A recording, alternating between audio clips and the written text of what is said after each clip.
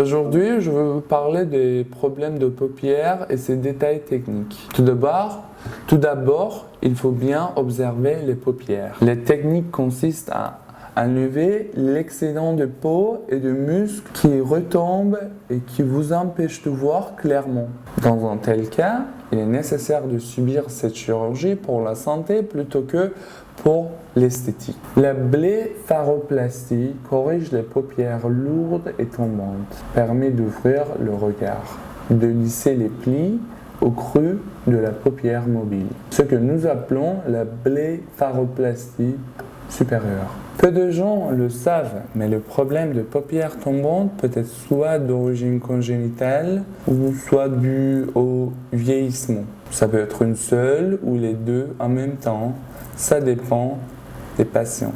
Parfois, en consultation préopératoire, le patient peut recevoir un avis différent de la part du spécialiste sur la chirurgie qu'il comptait effectuer.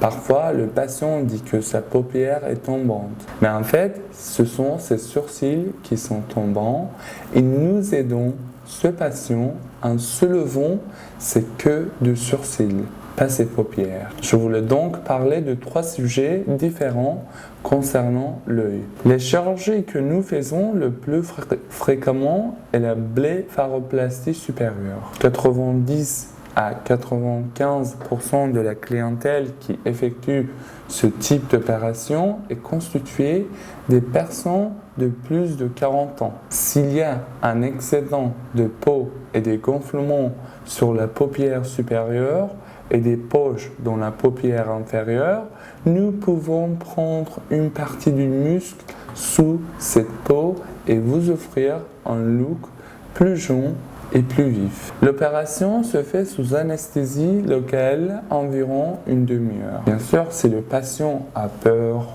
est inquiet ou paniqué, une anesthésie générale peut être effectuée. Le patient n'a pas à rester à l'hôpital. Vous pouvez quitter l'hôpital le jour même après la chirurgie.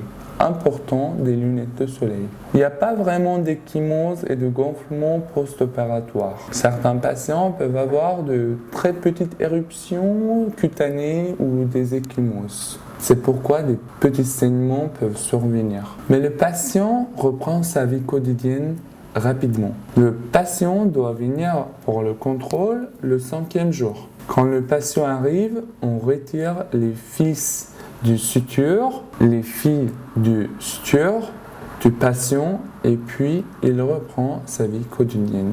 Une chirurgie extrêmement facile qui veut donc vraiment une apparence plus vivante, plus jeune et plus dynamique. Je voudrais également souligner que ce type de chirurgie est pratiqué sans hésitation par presque toutes les personnes de plus de 40 ans en Europe ou dans les pays occidentaux.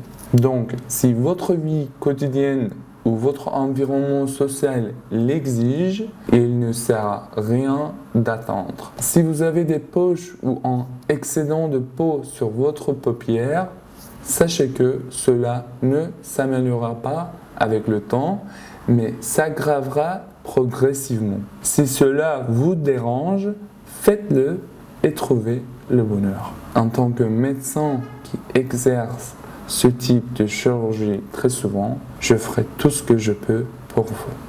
Merci.